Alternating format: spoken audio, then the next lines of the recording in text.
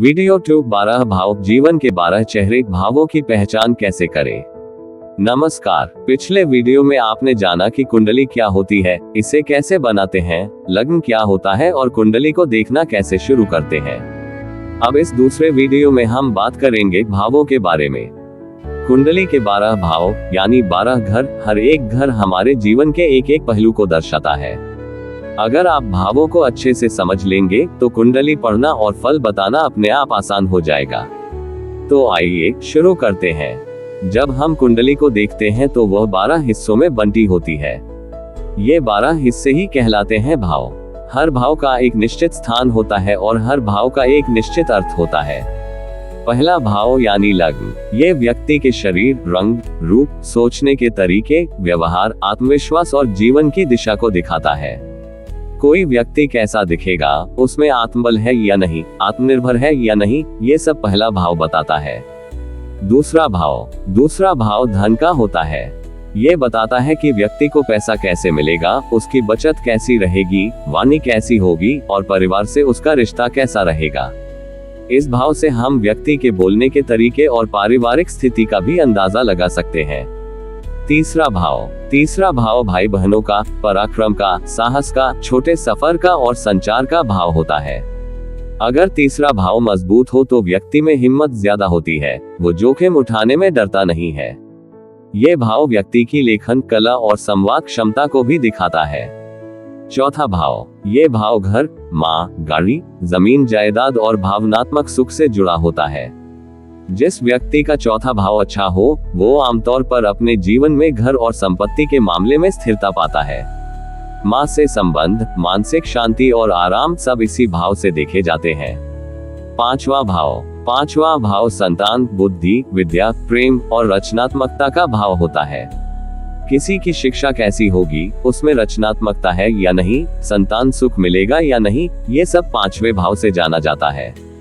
छठा भाव रोग, ऋण और शत्रु का होता है। ये भाव दिखाता है कि व्यक्ति कितनी मेहनत करेगा, रोगों से कैसे लड़ेगा और उसकी दैनिक जिंदगी में संघर्ष कैसा रहेगा। अगर यह भाव मजबूत हो तो व्यक्ति मुसीबतों से लड़कर जीत हासिल करता है। सातवां भाव विवाह का भाव होता है। जीवन साथी कैसा होगा, विवाह कैसा रहेगा, साझेदारी कैसे चलेगी, ये सब सातवें भाव से देखा जाता है। ये भाव सामाजिक संबंधों और व्यापारिक साझेदारियों को भी दर्शाता है। आठवां भाव, ये भाव गुण, रहस्यों, आयु, दुर्घटना, बीमा, टैक्स, अनुसंधान और परिवर्तन का भाव होता है। ये जीवन के अचानक होने वाले बदलावों को दिखाता है। अगर कोई व्यक्ति रिसर्च, रहस्य या गहरे ज्ञान में रुचि रखता है तो उसका 8वां भाव मजबूत होता है। नवां भाव धर्म, भाग्य, गुरु, उच्च शिक्षा और विदेश यात्रा का होता है।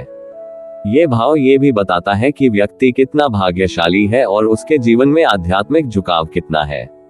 अगर नवां भाव अच्छा है तो व्यक्ति को सही समय पर अच्छे मौके मिलते हैं। 10वां भाव, ये कर्म का भाव होता है, यानी व्यक्ति का करियर, उसका सामाजिक नाम, उसकी जिम्मेदारियां। व्यक्ति की नौकरी, व्यवसाय और समाज में प्रतिष्ठा कैसी होगी, ये सब 10वें भाव से देखा जाता है। ये भाव व्यक्ति के बाहरी जीवन को दर्शाता है। 11वां भाव लाभ, आय, इच्छाओं की पूर्ति और दोस्तों से जुड़ा होता है। इस भाव से हम ये समझ सकते हैं कि व्यक्ति को जीवन में कितनी सफलता मिलेगी और उसे किस किस तरीके से लाभ हो सकता है। 12वां भाव, ये भाव खर्च, विदेश, शैया सुख, ध्यान और मोक्ष का होता है।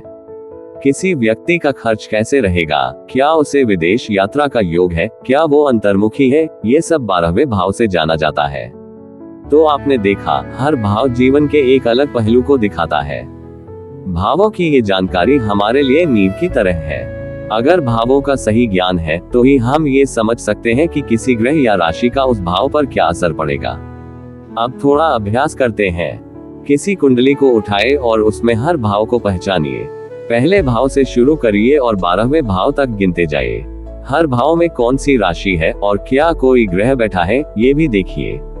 आप पाएंगे कि हर भाव एक कहानी कह रहा है, बस जरूरत है उसे ध्यान से सुनने की। अगले वीडियो में हम बात करेंगे राशियों के बारे में। हर राशि का स्वभाव, तत्व, गुण और कुंडली में उसकी पहचान कैसे की जाती है, ये सब सीखेंगे। अब कुछ देर बैठिए और आज की जानकारी को मन में बैठाइए। फिर मिलते हैं अगले वीडियो में।